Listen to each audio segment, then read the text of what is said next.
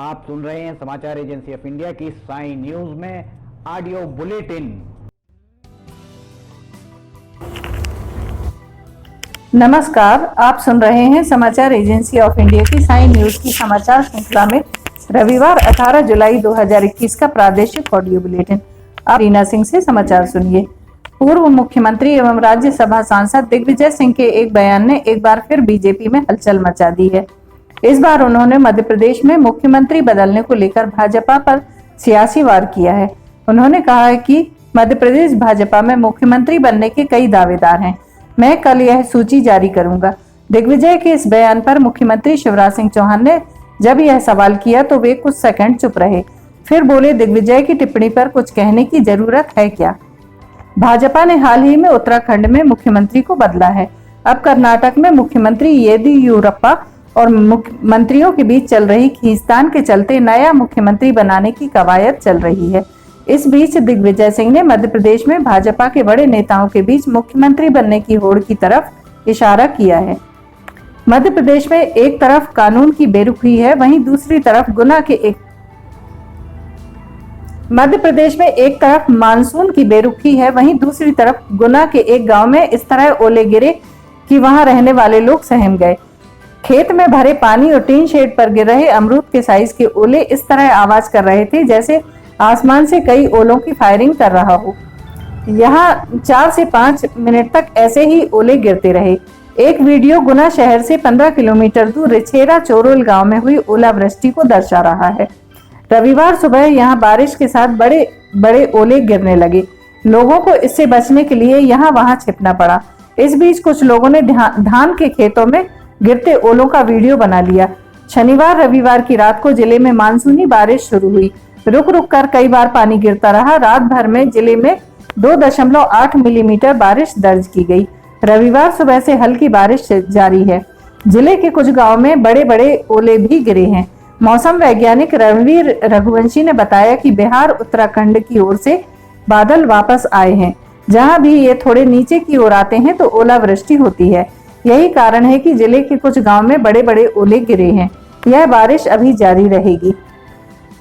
छिंदवाड़ा जिला अस्पताल में शनिवार को उस वक्त हड़कंप मच गया जब मल्टी स्टोरी अस्पताल के रैंप पर एक तिपहिया ऑटो दौड़ता नजर आया। अस्पताल की पहली मंजिल से लेकर 5वीं मंजिल तक बने रैंप पर ऑटो चलता देख कुछ मरीज सकते में आ गए, लेकिन ना तो स्टाफ को इसकी खबर हुई, ना ही सुरक्षा गार्ड ने ऑटो चालक को रोकने की जरूरत समझी। बाद में जब ऑटो एक रैंप के एंगल में फंस गया तब कहीं जाकर गार्ड की आंखें खुली और उसने ऑटो का निकालकर बाहर करवाया। दरअसल अस्पताल के 5वें माले पर निर्माण कार्य जारी है, जिसका कुछ आवश्यक सामान लेकर ऑटो अस्पताल पहुंचा था।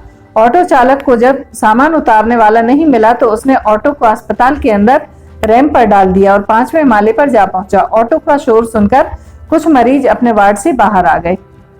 शिवराज सिंह चौहान सरकार की मंत्री उषा ठाकुर अपने बयानों को लेकर हमेशा सुर्खियों में रहती हैं। इस बार वह सेल्फी की वजह से चर्चा में है।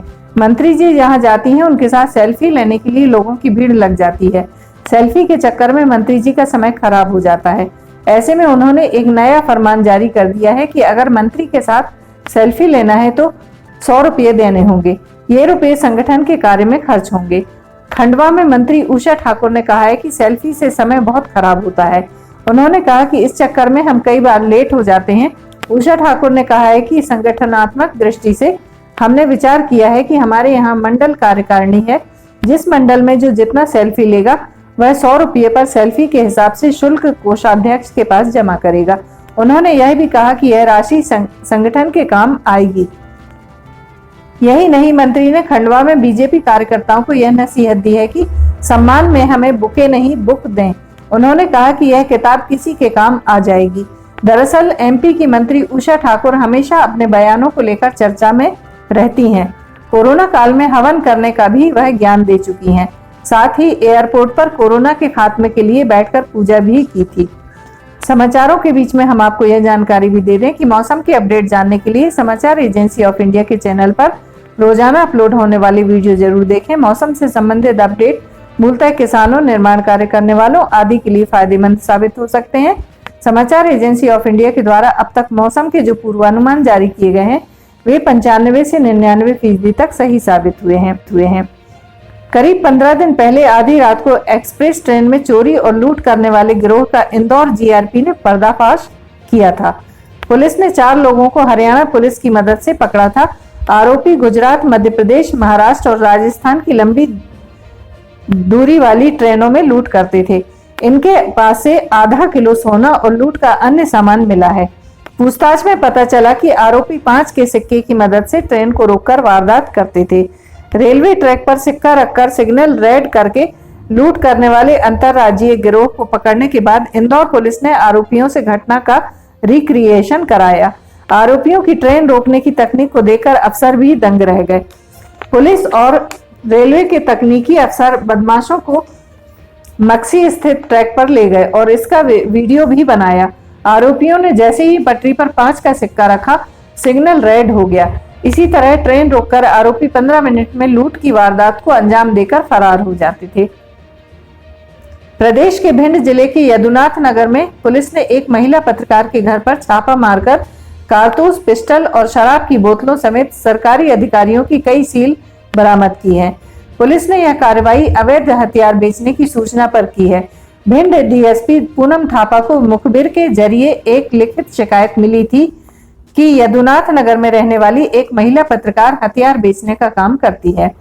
इसी सूचना पर शनिवार को डीएसपी पूनम थापा ने महिला पत्रकार सुमन भदौरिया के घर पर छापा मारा। छापे के दौरान महिला पत्रकार सुमन भदौरिया के घर से पुलिस को एक पिस्टल, 14 जिंदा कारतूस समेत शराब की बोतलें मिली। इसके अलावा घर में से एसडीएम कार्यालय, तहसीलदार और नायब तहसीलदार की कई सील भी बरामद हुई हैं। इसके साथ साथ कई स्कूल के प्रिंसिपल की सील भी यहां से पुलिस को मिली है। डीएसपी पूनम थापा का कहना है कि सुमन भदौरिया के घर से कई संस्थाओं के आईडी कार्ड भी मिले हैं। फिलहाल पुलिस पूरे मामले की जांच कर रही है और यह भी पता लगाने का प्रयास कर रही है कि आखिर यह सील सुमन भदौरिया ने कहां से बनवाई है। छापेमारी के दौरान सुमन के घर से पुलिस को एक पेटी छूने से मना कर रही थी। आरोपी महिला पत्रकार का कहना था कि इसे मत छूना, इसमें पूजा का सामान है। पुलिस ने जब इस पेटी को खोला तो उसी में से पिस्टल और कारतूस मिले हैं। पुलिस ने अब पूरे मामले को लेकर जांच शुरू कर दी है। साथ ही यह पता लगा रही है कि ये हथियार कहां से आए हैं। इसके अलावा अधिकारियों की सील और मुहर का यह क्या इस्तेमाल करती थी। उच्च न्यायालय जबलपुर में न्यायमूर्ति राजीव कुमार दुबे की एकल पीठ के समक्ष मामले की सुनवाई हुई। इस दौरान राज्य की ओर से पैनल लॉयर संतोष यादव ने जमानत आवेदन का विरोध किया। उन्होंने दलील दी कि आवेदक ध्यान सिंह को 14 फरवरी 2021 को एसटीएफ फॉरेस्ट डिपार्टमेंट जबलपुर ने गिरफ्तार किया था। 10 फरवरी को मुखबिर से सूचना मिली थी कि आवेदक वन्य जीव तस्करी में संलग्न है, लिहाजा एसटीएफ टीम ने दबिश दी। इस दौरान पाया गया कि आवेदक सहित अन्य संदिग्ध व्यक्ति कुंडम सिरौली रोड पर हिरण नदी के पहले मोड़ पर खड़े हैं। टाइगर स्ट्राइक फोर्स जबलपुर, सागर और Bhopal wild life crime control bureau Jabalpur और स्पेशल टास्क फोर्स जबलपुर ने संयुक्त कार्रवाई को अंजाम दिया। ओबीसी आरक्षण का मामला अब सुप्रीम न्यायालय पहुंच गया है। मध्य प्रदेश हाईकोर्ट से ओबीसी आरक्षण पर रोक के बाद प्रदेश सरकार सुप्रीम कोर्ट जाने की तैयारी कर रही थी कि अधिवक्ता आदित्य संघी ने सुप्रीम कोर्ट में कैविएट दायर कर दिया है। यानी अब एमपी सरकार अगर सुप्रीम कोर्ट जाती भी है तो पहले अधिवक्ता आदित्य की बात सुनी जाएगी। बता दें कि पिछले हफ्ते ही प्रदेश सरकार ने ओबीसी आरक्षण को लेकर उच्च स्तरीय बैठक की। इस बैठक में ही सुप्रीम कोर्ट जाने का फैसला लिया गया, लेकिन सरकार अभी तैयारी कर ही रही थी कि सुप्रीम कोर्ट में कैविएट दायर कर दी गई। यहाँ यह भी बता दें कि 2019 से लगातार यह मामला मध्य प्रदेश हाईकोर्ट में लंबित है। पिछली सुनवाई में भी हाईकोर्ट ने प्रदेश में बढ़े हुए 27% ओबीसी आरक्षण पर पूर्व में दिए गए रोक को बरकरार रखा। हाईकोर्ट सिर्फ 14% ओबीसी आरक्षण ही प्रदेश में लागू रहने की स्वीकृति दे रहा है।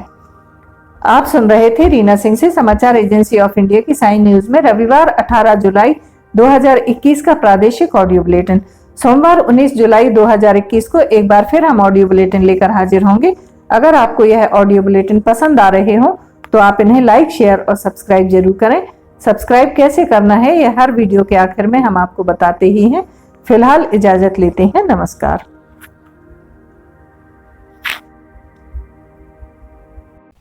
आइए अब हम आपको बताते हैं कि किस तरह आपको समाचार एजेंसी ऑफ इंडिया के यूट्यूब को सब्सक्राइब करना है। सबसे पहले आप ब्राउज़र खोलिए, ब्राउज़र में यूट्यूब टाइप कीजिए, या तो आपके पास अगर यूट्यूब का ऐप है तो यूट्यूब खोल लीजिए। यूट्यूब खोलने के बाद आप उसके सर्च बटन पर जाइए। सर्च बटन जो आपका ऊपर यहाँ पर दिख रहा होगा, इसमें आप ऊपर सर्च में जाइए, वहाँ LIMTY स्पेस दीजिए, KHARE ये टाइप कीजिए, लिमटी खरे।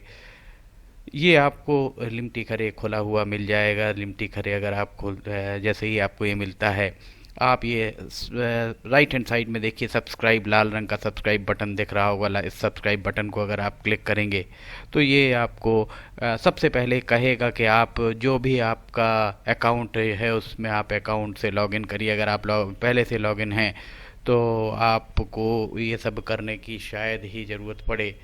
ये देखिए आप लाइव लॉगिन हो जाएंगे, यहाँ किनारे में आपको यहाँ पे इसका यूट्यूब का बटन दिख जाएगा। अब ये सब्सक्राइब जो यहाँ पर लिखा हुआ है लाल रंग से, इसको आप जैसे ही क्लिक करेंगे तो सब्सक्राइब आ जाएगा। फिर इसके बाजू में जो ये एक घंटी बनी हुई, घंटी में ऊपर ऑल को क्लिक कर दीजिए।